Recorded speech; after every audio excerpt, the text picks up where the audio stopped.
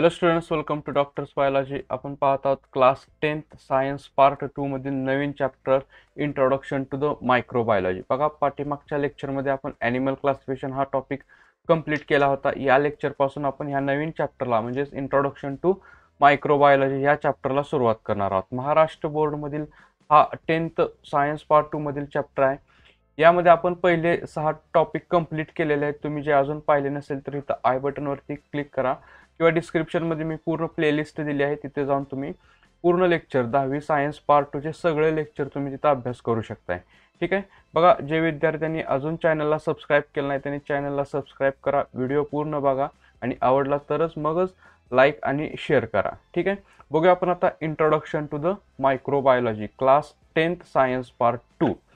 आता what is the microbiology म्हणजे आपल्याला बघा हा टॉपिक अभ्यासाला दिलाय, त्या पाठीमागचं काय कारण असणार आहे किंवा मायक्रोबायोलॉजी म्हणजे काय आहे. त्याचबरोबर आपल्याला ह्याचा 11th मध्ये पुढं 12th मध्ये सायन्स फील्डमध्ये आल्यानंतर त्याचे काय काय उपयोग आहेत हे पहिलं आपण डिस्कस करू.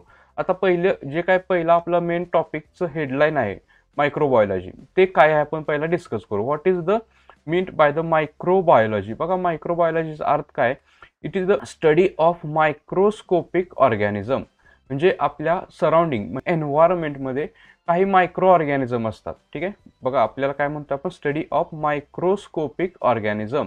यामध्ये आपल्या प्लॅनेट अर्थवरती आपल्या सराउंडिंगला जे काही मायक्रो ऑर्गॅनिझम आहेत. मायक्रो ऑर्गॅनिझम म्हणजे काय, the organism which are not seen in naked eyes. The microscope is need for the observation that organism. This organisms are called as the microscopic organism. मग अशा ऑर्गॅनिझममध्ये bacteria आहेत, त्याचबरोबर virus आहे, जो काय आता COVID-19 जो आहे, कोरोना व्हायरस म्हणतो आपण त्याला, तो व्हायरस पण मायक्रो ऑर्गॅनिझममध्येच आहे. त्याचबरोबर काही अर्चे आहेत, फंगी आहेत, ओके, काही प्रोटोझोन्स आहेत. अशा प्रकारचे जे काही मायक्रो ऑर्गॅनिझम आहेत त्यांचा जेव्हा आपण स्टडी करतोय त्या स्टडीला आपण म्हणतोय मायक्रोबायोलॉजी. लक्षात आलं. सिम्पल आहे. Study of micro organism is called as microbiology. मग आपल्याला ह्या मायक्रो ऑर्गॅनिझमचा स्टडी का करायचा असेल किंवा त्यांच्या स्टडीमधून आपल्याला काय बेनिफिट आहे हे पूर्ण सगळं डिटेलमध्ये आपल्याला ह्या चॅप्टरमध्ये अभ्यास करण्यासाठी दिले. म्हणजे बॅक्टेरियांचा यूज कुठे करून घ्यायचा, व्हायरसचा यूज कुठे करून घ्यायचा, फंगीपासून आपण काय प्रॉडक्ट तयार करू शकतो, हे सर्व डिटेलमध्ये आपण ह्या चॅप्टरमध्ये अभ्यास करू. म्हणजे आपल्याला ओव्हरऑल काय लक्षात घ्यायचं आहे की ह्या मायक्रोस्कोपिक ऑर्गॅनिझमचा उपयोग आपण ह्युमन बेनिफिटसाठी करणार आहोत. जसं की मेडिकल यूजमध्ये असेल, त्याचबरोबर बेकरीमध्ये प्रॉडक्ट असेल किंवा डेअरी प्रॉडक्टमध्ये असेल किंवा एन्व्हायरमेंटल मॅनेजमेंटमध्ये असेल, अशा व्हेरियस फील्डमध्ये आपण ह्या मायक्रोस्कोपिक ऑर्गॅनिझमचा म्हणजेच मायक्रो ऑर्गॅनिझमचा म्हणजेच बॅक्टेरियाचा, फंगीचा किंवा व्हायरसचा, काही प्रोटोझोनचा आपण वापर यामध्ये करणार आहोत. ठीक आहे. त्यामध्ये लक्षात ठेवा आपल्याला फील्ड कोणत्या कोणत्या लक्षात ठेवायचं. एक आहे मेडिकल फील्ड, जसं की अँटीबायोटिक वगैरे तयार करण्यासाठी. त्याचबरोबर डेअरी प्रोडक्टमध्ये योगर्ट प्रोडक्शन असेल, चीज प्रोडक्शन असेल त्यामध्ये. त्याचबरोबर आपल्याला बेकरी प्रोडक्टमध्ये ब्रेड प्रोडक्शन असेल, विनेगर प्रोडक्शन असेल, या ठिकाणी आपण यांचा यूज करणार आहोत. कळालं? क्लिअर आहे. आता इंट्रोडक्शन टू मायक्रोबायोलॉजी यामध्ये व्हॉट इज मायक्रोबायोलॉजी हे आपलं क्लिअर झालेलं आहे.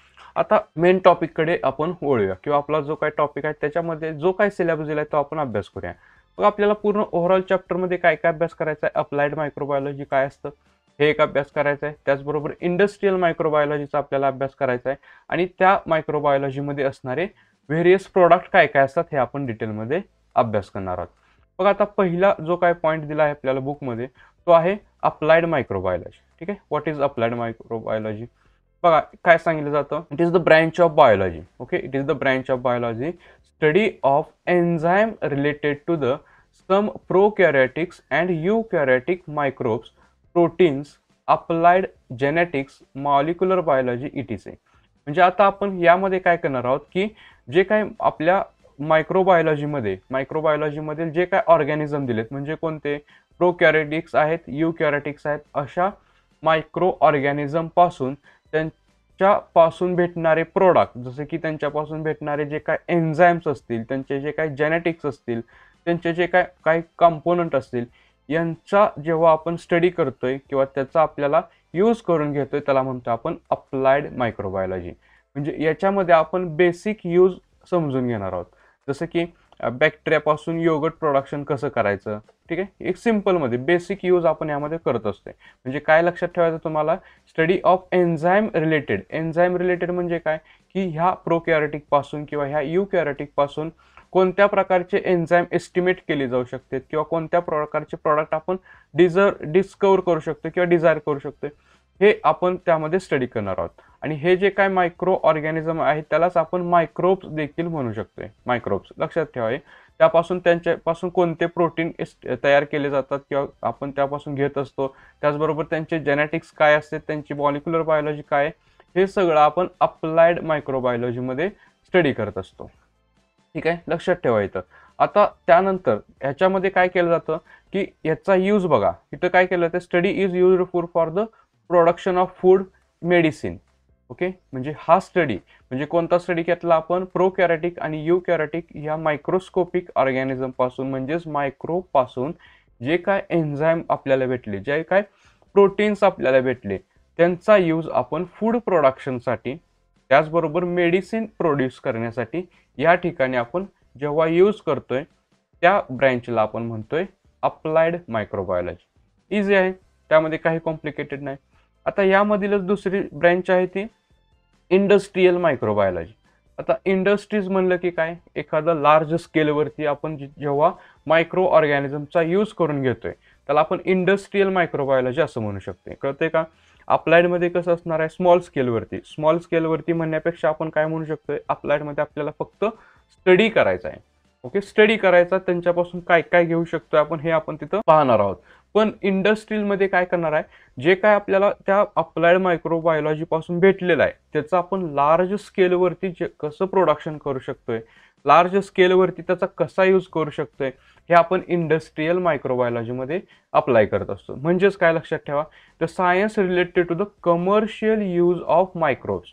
ओके, आता कमर्शियल यूज म्हणजे काय बघा, जेव्हा आपण एखाद्या मायक्रोबचा यूज करून त्यांच्यापासून एखादा बिझनेस स्टार्ट करणार आहोत. कळते, एखादा बिझनेस आपल्याला स्टार्ट करायचा आहे म्हणजे कशासाठी, आपल्याला इकॉनॉमिक पर्पजसाठी, म्हणजे त्याच्यापासून आपल्याला इन्कम घ्यायचा आहे.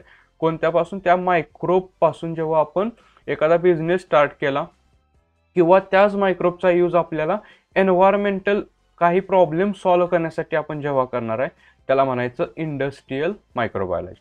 बघा आता पुस्तकात काय सांगितलंय, this is the science related to the use of microbes in the various economic and social environment related processes. Okay, म्हणजे काय करायचं, आपल्याला एखादा बिझनेस स्टार्ट करायचा म्हणजे काय सांगितलं तुम्हाला, लार्ज स्केलवरती योगर्ट प्रोडक्शन करायचं आहे, लार्ज स्केलवरती ब्रेडचं प्रोडक्शन करायचं आहे, त्यामध्ये आपण ह्या मायक्रो ऑर्गॅनिझमचा यूज करणार आहोत. आपण जे काय अप्लाइडमध्ये काय केलं होतं, जो काय स्टडी केला होता तो आपण आता इंडस्ट्रीमध्ये आपण यूज करणार आहोत. कशासाठी, लार्ज स्केलवरती प्रोडक्शन करण्यासाठी, म्हणजेच इंडस्ट्रियल स्केलवरती. इंडस्ट्रीज म्हणजे काय, फॅक्टरीज वगैरे काय, त्या फॅक्टरीमध्ये आपण बिझनेस करण्यासाठी किंवा इकॉनॉमिक बेनिफिटसाठी म्हणजे आपल्याला पैसे कमवण्यासाठी त्या मायक्रो ऑर्गॅनिझमचा आपण यूज करत असतो. It is the industrial microbiology.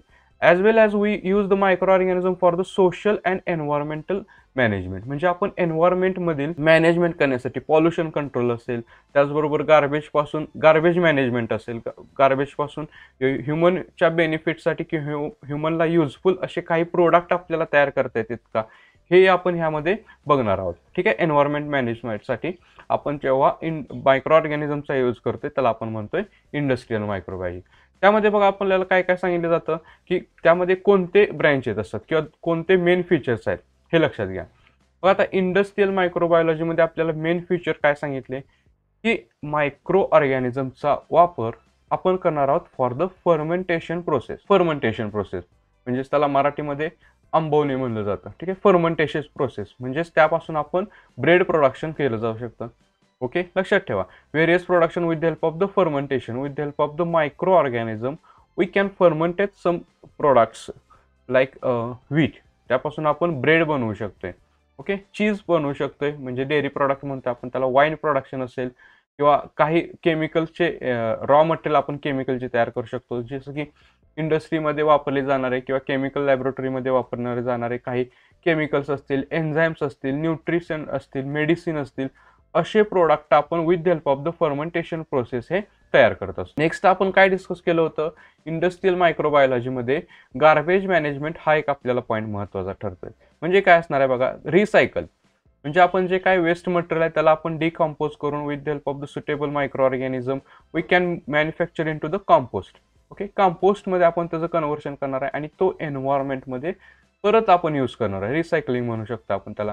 किंवा garbage management and pollution control हाही पॉईंट त्यामध्ये इम्पॉर्टंट असं आपल्याला रोल प्ले करताना दिसून येत असते. लक्षात ठेवा, इंडस्ट्रियल मायक्रोबायोलॉजीचे 2 मेन फीचर्स आहेत. त्यामध्ये आहेत आपल्याला एक आहे तो फर्मेंटेशन प्रोसेस आणि दुसरा आहे तो garbage management and pollution control. फर्मेंटेशनमध्ये आपण चीज प्रोडक्शन असेल, ब्रेड प्रोडक्शन असेल हे आपण बघू शकतोय.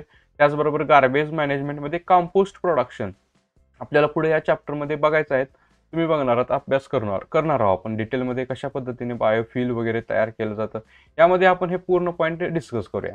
ठीक आहे, बघा आता त्यानंतर आता ह्या मायक्रोबायोलॉजीमधून आपण प्रोडक्ट कोणते कोणते तयार करतोय ते बघू आपण आता. त्यामध्ये मोस्ट इम्पॉर्टंट जे काही प्रोडक्ट आहेत ते आहेत dairy products. Okay, dairy product it is the most important product in microbiology. त्यामध्ये बघा काय काय असणार आहे, चीज असणार आहेत, बटर असणार आहे, क्रीम, कफीर आहे, योगर्ट आहेत, असे प्रोडक्ट आपण डेअरी प्रोडक्टमध्ये तयार करत असणार आहेत. त्याचबरोबर बटर प्रोडक्शन, चीज प्रोडक्शन हे प्रोबायोटिक्स आहेत. ओके, प्रोबायोटिक्स, ब्रेड्स आहेत, विनेगर्स आहेत, प्रोडक्शन ऑफ बेव्हरेज आहेत, मायक्रोबायल एन्झाईम्स आहेत, अँटीबायोटिक्स आहेत. हे डिटेलमध्ये आपण 1 बाय 1 अभ्यास करू. ठीक आहे, प्रोडक्ट्स लक्षात ठेवा की मायक्रो बायोलॉजीमधून आपण कोणते प्रोडक्ट करत असतो, तयार करत असतो. हे ओव्हरऑल सगळे प्रोडक्ट आपण 3 कॅटेगरीमध्ये डिस्ट्रीब्यूट करतोय. एक असतं आपल्याकडे बेकरी प्रोडक्ट, त्यानंतर आहे आपल्याकडे डेअरी प्रोडक्ट आणि दुसरं आपल्याला लक्षात घ्यायचं आहे बेकरी प्रोडक्ट आणि थर्ड नंबरचं आहे ते मेडिसिन. ओके, हे 3 पॉईंट लक्षात ठेवा, मेडिसिन, बेकरी आणि डेअरी प्रोडक्ट. ह्या 3 प्रोडक्टवरून आपण हे प्रोडक्ट तयार करत असतो किंवा आपल्या मायक्रो ऑर्गॅनिझम पासून घेत असतो. ओके, क्लिअर आहे. फर्स्ट आपला पॉईंट आहे तो डेअरी प्रोडक्ट्स. आता डेअरी प्रोडक्ट म्हणजे काय असतात आणि कशा पद्धतीने आपण त्यांचं प्रोडक्शन घेत असतो हे बघा. आता लक्षात घ्या की ह्युमनची जेव्हा इव्हॉल्युशन होत आलं किंवा ह्युमन इव्हॉल्युशन झाला तेव्हापासून आपण मिल्कचा यूज करत आहोत. म्हणजे ह्युमनची जेव्हा उत्क्रांती झाली, ह्युमन इव्हॉल्युशन जसं बघतोय आपण की एन्शंट कालापासून किंवा एन्शंट टाईमपासून आपण मिल्कचे प्रोडक्ट आपण यूज करत असतो. सुरुवातीला आपण रॉ मिल्क हे यूज करत होतो. त्यानंतर मिल्कवरती काही प्रोसेस करायला लागलो, म्हणजे मिल्कमध्ये काहीतरी त्यामधून मिल्कपासून योगर्ट, दही बनवणं, त्याचबरोबर तूप बनवणं, अशा काही प्रोडक्शन किंवा मिल्कचं आपण प्रोडक्ट तयार करू लागलो. आणि त्या सगळ्या प्रोडक्टला, मिल्कपासून जे काय आपण तयार करतोय त्या सगळ्या प्रोडक्टला आपण डेअरी प्रोडक्ट म्हणतोय. कळतंय? Dairy product means the product which is obtained from the milk, it is called as the dairy product. मग त्यामध्ये काय काय असतं, चीज आहेत, बटर्स आहेत, काही क्रीम्स असतात, कफीर असते, त्याचबरोबर योगर्ट असते. हे प्रोडक्ट आपण डेअरी प्रोडक्टमध्ये कन्सिडर करत असतो. आता ह्यामध्ये काय असतं बघा, जेव्हा आपण हे प्रोडक्ट तयार करत असतो, म्हणजे when we produce the some product, dairy product, the water content and acidity of milk changes. म्हणजे त्यामधील वॉटरचं जे काय अमाऊंट असतं त्याचबरोबर मिल्कची जी काय ॲसिडिटी असते ती चेंज होत असते. त्यामध्ये काहीतरी इन्क्रीजमेंट होत असतं, काही डिक्रीज होत असतं, इम्प्रूव्हमेंट होत असते, हे त्यामध्ये चेंजेस होतात. आणि ह्यामध्येच त्या मिल्कचा जो काय टेस्ट आहे, फ्लेवर आहे, हा इम्प्रूव्ह होतोय. लक्षात ठेवा, आपल्याला काय बघायचं आहे की जेव्हा आपण मिल्कमध्ये काहीतरी प्रोसेस करतोय, मिल्कची प्रोसेस करतोय for the production of the dairy product, the milk shows the improvemental changes. त्यामध्ये ॲसिडिटी काहीतरी चेंज होणार आहे, टेस्टमध्ये चेंज होणार आहे, टेक्स्चर त्याच्यामध्ये चेंज होणार आहे. बघा तुम्ही मिल्क आणि घी घ्या किंवा तूप घ्या आपण, त्यामध्ये बघा डिफरन्स आहे. टेस्ट असेल त्याचं पूर्ण, टेक्स्चर असेल पूर्ण, ते चेंज झालेलं असतं. ठीक आहे, why this change occur? Due to the processes. वेगवेगळ्या प्रोसेसेस केल्यामुळे त्याच्यामध्ये ते चेंजेस आपल्याला तिथं दिसून येत असतात. आता असे चेंजेस घडवून आणण्यासाठी आपण तिथं स्वतः चेंज करत नाही काय, त्यामध्ये नॅचरली काय चेंज होत असतात with the help of the micro organism. हे लक्षात ठेवा. आपल्याला हे महत्त्वाचं काय की त्यामध्ये ते चेंजेस आहेत ते कशामुळे झालं. आता काय सांगितले, for the production of the milk product bacteria in the milk itself are use. म्हणजे आपण त्यामध्ये काय करणार आहोत, बॅक्टेरियाज म्हणजेच कोण आहेत ते मायक्रो ऑर्गॅनिझम आहेत. ठीक आहे, योगर्टचं जेव्हा आपण प्रोडक्शन करत असतो त्यामध्ये बॅक्टेरिया हे वापरले जातात. लॅक्टोबॅसिलिया हा बॅक्टेरिया आपण मोस्टली यूज केला जाणारा bacteria for the production of yogurt. Okay, त्याला स्कर्ड म्हणजेच आपण दही म्हणतोय. ओके, त्याचबरोबर चीज प्रोडक्शनसाठी बघा, चीज प्रोडक्शनसाठी आपण वापरतोय ती फंगी असते. ओके, लक्षात ठेवा. म्हणजे आपल्याला काय बघायचं आहे की मिल्कचं कन्व्हर्शन काही प्रोडक्टमध्ये करायचं आहे, त्यासाठी आपण बॅक्टेरिया असेल किंवा फंगी असेल यांचा आपण तिथं यूज करत असतो. आता यामध्ये बघा, जेव्हा आपण मिल्कचं प्रोडक्शन करत असतो किंवा मिल्क प्रोडक्ट तयार करत असतो, त्यावेळेस आपल्याला जे काही युजफुल बॅक्टेरिया असतात, जसं की आत्ताच काय सांगितलं, काही युजफुल बॅक्टेरिया जसं की लॅक्टोबॅसिली असेल किंवा काही युजफुल फंगी असतील, ह्या सगळ्या त्यामध्ये आपण इंट्रोड्यूस करणं गरजेचं असतं किंवा त्यामध्ये त्या ऑलरेडी प्रेझेंट असतात असंही नाही. म्हणजे जशा काही आपल्याला युजफुल बॅक्टेरिया असतात, तशा काही अनवॉन्टेड किंवा हार्मफुल बॅक्टेरिया पण त्या मिल्कमध्ये प्रेझेंट असतात. लक्षात ठेवा, milk are pasteurised at the beginning of the destroyed unwanted microbes. आता अनवॉन्टेड मायक्रोब्स म्हणजे काय? The microbe which can be destroy the milk, म्हणजे मिल्कला ते डिस्ट्रॉय करू शकतं किंवा त्यातलं जे काय युजफुलनेस आहेत किंवा त्यांच्यातले न्यूट्रिएंट आहेत ते डॅमेज करणारे असे काही अनवॉन्टेड त्याच्यामध्ये मायक्रोब्स असतात. ओके, म्हणजे पहिल्यांदा मिल्कला काय करणं गरजेचं आहे? पॅस्चराइज. पॅस्चराइज म्हणजे काय? डिसइन्फेक्ट. म्हणजे त्यामधील जे काय अनवॉन्टेड मायक्रोब्स आहेत, अनवॉन्टेड बॅक्टेरिया आहेत, अनवॉन्टेड फंगी आहेत, त्यांना आपण किल करणं. शुद्ध मराठीत काय? दुधाला चांगलं उकळून घेतलं जातं सुरुवातीला. त्यावेळेस काय केलं जातं? त्यातले सगळे मायक्रोब हे किल होतात आणि मिल्क परत कूल केल्यानंतर थोडं वॉर्ममध्येच त्यामध्ये आपण लॅक्टोबॅसिलिया, जसं की आपण विरजन वगैरे म्हणतो, असं काही तर बॅक्टेरिया किंवा थोडंसं लिंबू जरी टाकलं तरी ते आपण दह्यामध्ये किंवा योगर्टमध्ये प्रोडक्शन करण्यासाठी युजफुल होत असतं. ठीक आहे, लक्षात ठेवा. आता काय केलं? पहिल्यांदा मिल्कला पॅस्चराइज केलं. पॅस्चराइज हा शब्द लक्षात ठेवा काय आहे? त्यामध्ये removal of harmful or unwanted microbe from the milk, त्याला आपण पॅस्चराइज केलं. त्यानंतर काय केलं? त्यामध्ये लॅक्टोबॅसिलिया आपण इंट्रोड्यूस करणार आहे आणि लॅक्टोबॅसिलिया इंट्रोड्यूस केल्यानंतर त्यामध्ये काय प्रोसेस होते बघा. आता मिल्कमध्ये जो काय कंपोनंट असतोय लॅक्टोज शुगर, त्या लॅक्टोज शुगरचं कन्व्हर्शन लॅक्टिक ॲसिडमध्ये होते. ओके, लक्षात आलं का? बघा, पहिल्यांदा काय होणार आहे? आपण मिल्कला पॅस्चराइज केलं. ओके, ह्या प्रोसेस लक्षात ठेवा. मिल्क घेतले आपण एका बाउलमध्ये, त्याला पॅस्चराइज केलं. पॅस्चराइज केल्यानंतर, पॅस्चराइज म्हणजे काय लक्षात घ्यायचं आहे तुम्ही? तो वॉर्म करणे, उकळणे चांगलं. आणि त्यानंतर आपण त्यामध्ये काही बॅक्टेरिया किंवा आपले जे काय युजफुल बॅक्टेरिया ते आपण इंट्रोड्यूस केले. त्यानंतर त्यामधील मिल्कमध्ये असणाऱ्या लॅक्टोज शुगरचं कन्व्हर्शन लॅक्टिक ॲसिडमध्ये होणार आहे. ठीक आहे, लॅक्टिक ॲसिडमध्ये त्याचं कन्व्हर्शन झालं. आता जेव्हा मिल्कची त्या ॲसिडिटी वाढते, ओके, मिल्कची जेव्हा ॲसिडिटी वाढत असते, त्यामध्ये मिल्कमध्ये जे काय असणार प्रोटीन आहे, ती प्रोटीन कंटेंट असतं, ते प्रोटीन कंटेंट कोॲग्युलेट होण्यासाठी सुरुवात होत असते. मिल्क प्रोटीन काय होते? आता कोॲग्युलेशन होतं किंवा कोॲग्युलेटेड होते, असं त्यामध्ये प्रोसेस ही चालू होते. म्हणजे बघा, मिल्क प्रोटीन हे काय झाले? कोॲग्युलेट झाले. आता कोॲग्युलेट म्हणजे काय? ते गोळा होते, घट्ट होऊन जाते. म्हणजे मिल्कमध्ये, सॉरी, तुम्ही योगर्टमध्ये म्हणजेच दह्यामध्ये बघितलं असेल तर त्यामध्ये काय असतं बघा, तर त्यामध्ये एक छोटासा काही पार्ट असा एक हार्ड झालेला असतो. ठीक आहे, काही पार्ट म्हणजे कसा? दह्यामध्ये असं प्रोटीनचे कंटेंट दिसतात आपल्याला. सपोज की इथं जो काय हार्ड पार्ट आहे तो काय असतो? प्रोटीनचा पार्ट असतो. तो कोॲग्युलेटेड झालेलं एक मटेरियल असतं किंवा कोॲग्युलेट झालेलं प्रोटीन असतं. मिल्कमधलं जे काय घट्ट पार्ट असतो तो असतो कोॲग्युलेटेड प्रोटीन आणि त्याच्यामध्येच काही लिक्विडचा पार्ट पण आपल्याला दिसतोय. ठीक आहे, जे काय वॉटर असतं मिल्कमध्ये, योगर्टमध्ये किंवा दह्यामध्ये, ते असतं व्हे. ओके, व्हे म्हणजे काय? की अनकोॲग्युलेटेड प्रोटीन. व्हे पण एक प्रकारचं ते प्रोटीनच असतं, पण ते अनकोॲग्युलेटेड असतं, ते in the form of the liquid असतं. म्हणजे कळालं का योगर्ट कसं तयार होतं किंवा दही कसं तयार होतं डेअरी प्रॉडक्टमध्ये? त्यामध्ये आपण काय केलं? मिल्कला पॅस्चराइज करायचं, त्यामध्ये युजफुल बॅक्टेरिया म्हणजेच लॅक्टोबॅसिलिया इंट्रोड्यूस करायच्या. Lactobacillia that are useful for the conversion of lactose sugar into the lactic acid. Lactic acid the convert the milk protein into the coagulated protein आणि त्यालाच आपण दही म्हणतोय. अशा प्रकारे आपल्याला इथं काय केलं जातं? त्या मिल्कचं कन्व्हर्शन योगर्टमध्ये केलं जातं with the help of the lactobacillia. ठीक आहे, आता ही प्रोसेस होत असताना त्या मिल्कमध्ये किंवा त्या योगर्टमध्ये जी ॲसिडिटी तयार झालेली असते, ओके, जी ॲसिडिटी तयार झालेली असते ती पण एक युनिक फ्लेवर त्याला घेऊन देते. लक्षात ठेवा, योगर्टमध्ये म्हणजे दह्यामध्ये जो काय फ्लेवर असतो तो एक युनिक फ्लेवर असतो. तो फ्लेवर भेटतो आपल्याला डायॲसिटाइल मुळे. ठीक आहे, डायॲसिटाइल एक कंपोनंट आहे, त्यामध्ये जो तयार झालेला असतो तो फ्लेवर आपल्याला भेटतोय बटरमध्ये. ठीक आहे, लक्षात ठेवा, बिसाइड कंपोनंट टेस्ट आहे, फ्लेवर आहे, अल्सो त्यामध्ये फॉर्मेट होते. म्हणजे त्यामध्ये आपल्याला अशा प्रकारचे चेंजेस होताना तिथं दिसून येत असतात. लक्षात ठेवा हे.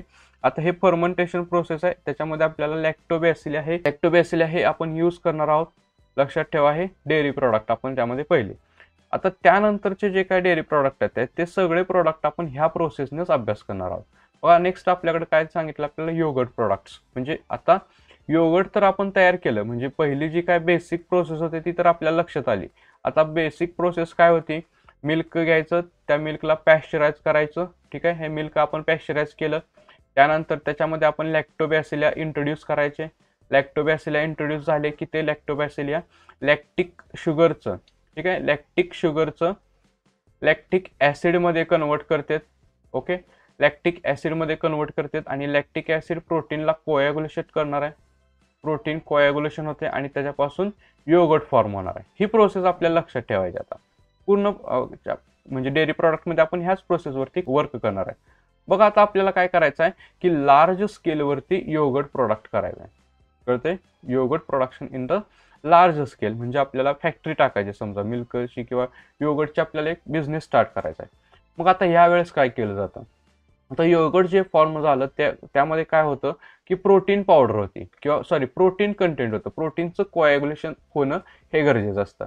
आता त्यासाठी आपण काय काय केलं जातं बघा ह्या प्रोसेसमध्ये आपण सांगू. यामध्ये आता बघा योगर्ट म्हणजे लार्ज स्केलवरती आपण जेव्हा योगर्ट प्रोडक्शन करत असतो त्यावेळेस आपल्याला दोन प्रकारचे बॅक्टेरिया यूज करणं गरजेचं असतं. त्यामध्ये आहे आपल्याकडे एक असतं स्ट्रेप्टोकोकस थर्मोफिलस. ओके, हे आहे ते स्ट्रेप्टोकोकस थर्मोफिलस. त्याचबरोबर लॅक्टोबॅसिलियस डेलबुर्की. हे दोन आपण बॅक्टेरिया यूज करत असतो for the production of yogurt in large scale. Clear आहे. मग आता इथं काय काय सांगितलं, yogurt is the milk product produced with the help of the lactobacillia. ठीक आहे. इनॉक्युलेटर म्हणजे काय की जे युजफुल आहेत, जे काय आपल्यामध्ये इम्युनिटी सिस्टीम बूस्ट करतात, म्हणजे आपल्यासाठी ह्युमनसाठी युजफुल आहेत अशाला आपण इनॉक्युलेटर म्हणतोय. ठीक आहे. आता ह्यामध्ये काय केलं, for the maintaining the protein content आपल्याला त्यातलं मेंटेन ठेवायचं, आपल्याला जास्त प्रमाणात इथं योगर्ट प्रोडक्शन करायचं आहे. मिल्क पावडर इज मिक्सड, म्हणजे आपण काय करणार आहे त्या मिल्कमध्ये मिल्क पावडर मिक्स करणार आहे, जेणेकरून त्यामधलं जे काय प्रोटीनचं कंटेंट आहे, प्रोटीन कंटेंट हे वाढणार आहे आणि त्यापासून जास्त प्रमाणात आपल्याला योगर्ट हे भेटणार आहेत. कळालं का. Milk powder is mixed and fermented industrial production for the industrial production. लक्षात ठेवा, इंडस्ट्रियल प्रोडक्शनसाठी जेव्हा मिल्कचं पॅश्चरायझेशन केलं जातं, ओके, पॅश्चरायझेशन करते वेळेस त्यामध्ये आपण मिल्क पावडर म्हणजे दुधाची पावडर टाकली जाते for the production of large scale protein coagulation, म्हणजेच प्रोटीनचं कोॲग्युलेशन जास्त होणार आहे आणि त्याच्यापासून आपल्याला जास्त प्रमाणात दही भेटणार आहे. नेक्स्ट प्रोसेस सेम आहे. Milk is boiled once and cool warm temperature. आता आपल्याला त्यामध्ये काय ह्या दोन आता डिस्कस केल्याप्रमाणे ह्या दोन स्ट्रेन तिथं वापरणार आहे. त्यामध्ये स्ट्रेप्टोकोकस थर्मोफिलस एक आहे आणि लॅक्टोबॅसिलिया डेलबुर्की एक आहे. यांचा रेशो आपल्याला 1:1 घ्यायचा आहे.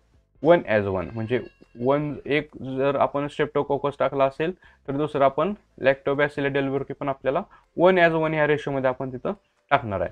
आता त्यांचा यूज कशासाठी करायचा आणि त्यांचा रोल काय आहे हे आपण डिस्कस करू.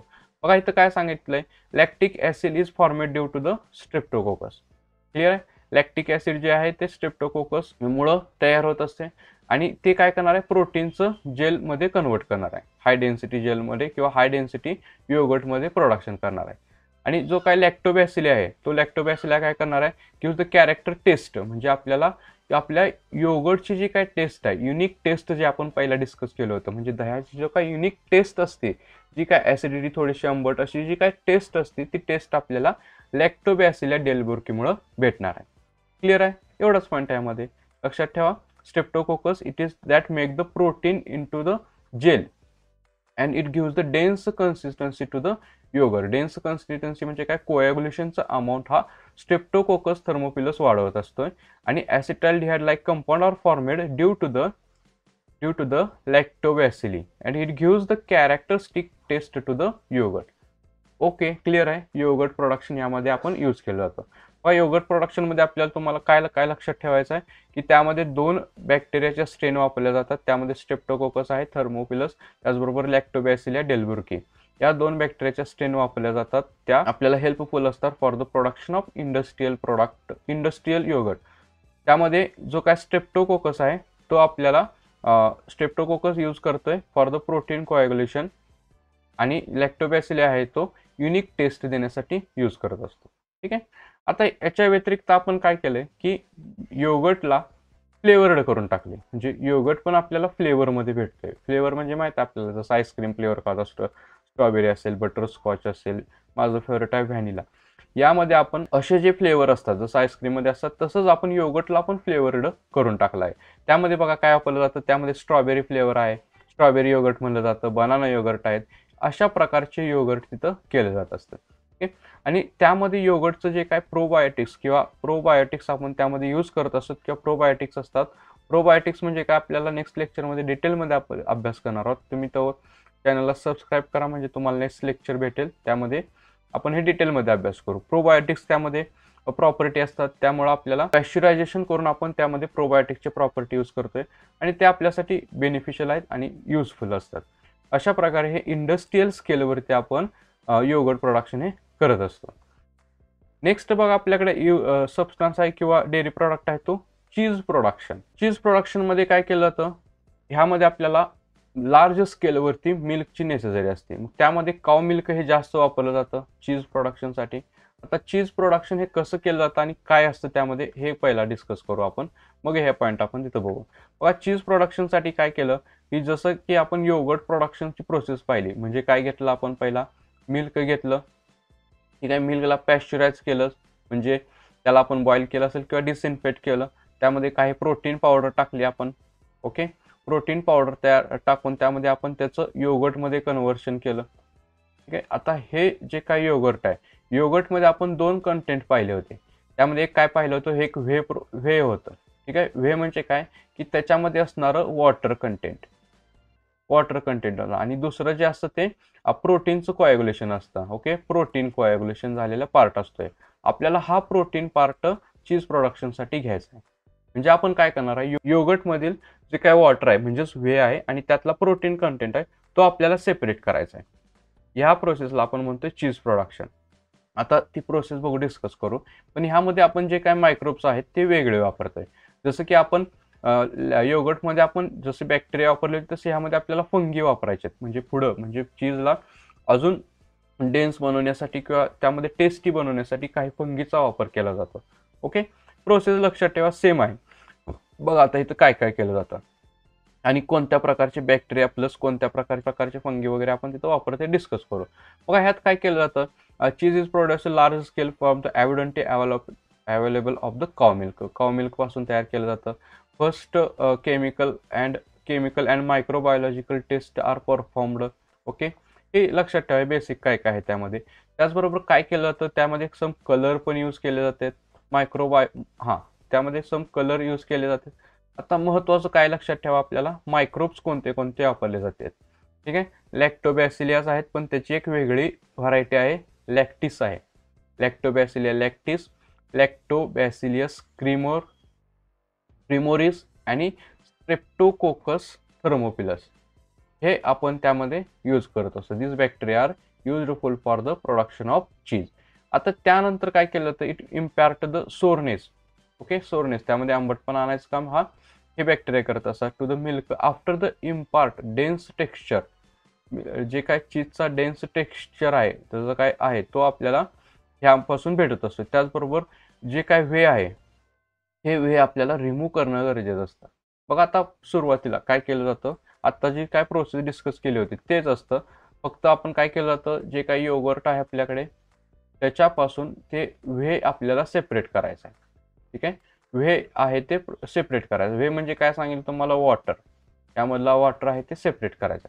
हे झालं, हे सेपरेट झालं की त्यापासून जे काय रिमेनिंग पार्ट राहतो तो असतोय तो आपलं चीज. आता बघा ह्यामध्ये सुरुवातीला काय वापरत होते, म्हणजे आपल्याला योगर्ट फॉर्म करण्यासाठी किंवा चीज प्रोडक्शन करण्यासाठी जे काय ॲनिमलच्या एलिमेंटरी कॅनलमधून जे काय एक एन्झाईम भेटत होतं त्याला म्हणलं जातं आपण रेनेट. ओके. रेनेट हे काय, it is the obtained from the elementary canal of the cattle. म्हणजे जे काय कॅटल्स असतात, गाय असतील म्हशी असतील, यांच्या एलिमेंटरी कॅनलमधून म्हणजे त्यांच्यातल्या ज्या काय सलाइवा आहेत त्या सलाइवामधील रेनेट हे वापरलं जातं फॉर द प्रोडक्शन ऑफ चीज. हे त्याला आपण ट्रॅडिशनल यूज म्हणतोय. ओके. ट्रॅडिशनल यूज, ह्या ट्रॅडिशनल यूजपासून आपण ह्या रेनेटचा वापर केला जातो आणि रेनेटचा वापर हा चीज प्रोडक्शनला केला जातो तो ट्रॅडिशनल वेळेस म्हणजे सुरुवातीच्या काळात. आता आपण काही प्रोटीएजेस एन्झाईम वापरले जातात. ओके, फंगी पासून भेटणारे प्रोटीएजेस एन्झाईम आपण वापरतोय व्हेजिटेरियन चीजसाठी. हे झालं नॉन व्हेजिटेरियनसाठी, म्हणजे ते ॲलिमेंटरी कॅनॉलमधून घेतले ॲनिमलच्या, म्हणून त्याला नॉन व्हेजिटेरियन असं म्हणलं जातं. पण आपण काही, तुम्ही टेन्शन घेऊ नका, आता आपण फंगीपासून पण काही सबस्टान्स ऑब्टेन करतोय. ओके, फंगीपासून सबस्टान्स ऑब्टेन करून आपण व्हेजिटेरियन चीज इथं प्रोडक्शन केलं जात असतं. लक्षात ठेवा, बेसिक काय कन्सेप्ट आहे. आता नेक्स्ट मेन प्रोसेस काय आली की हे कशा पद्धतीनं प्रोसेस केलं जातं किंवा चीज हे स्टोअर कसं केलं जातं किंवा का केलं जातं हे आपण डिस्कस करू. लक्षात ठेवा प्रोसेस काय आहेत. ह्या योगर्टची जी काय प्रोसेस होती तीच प्रोसेस आहे. त्यामध्ये आपण काय बघितलं नेक्स्ट की कोणतं सबस्टान्स वापरले जातात हे डिस्कस केलं. रेनिट असतं, ट्रॅडिशनल मेथड होती. काही फंगीपासून आपण जे काय चीज आहे ते व्हेजिटेरियन चीज म्हणतोय. आता नेक्स्ट बघा की यामध्ये काय काय केलं. Whey is separated from the pieces, म्हणजे कसं केलं जातं बघा. आता हे जे काय योगर्ट तयार झालं आपलं, ठीक आहे, त्याला असं लॉंग असं प्रेस केलं जातं. म्हणजे एक प्रेसची मशीन असते, छोटी प्रेस असं, ठीक आहे.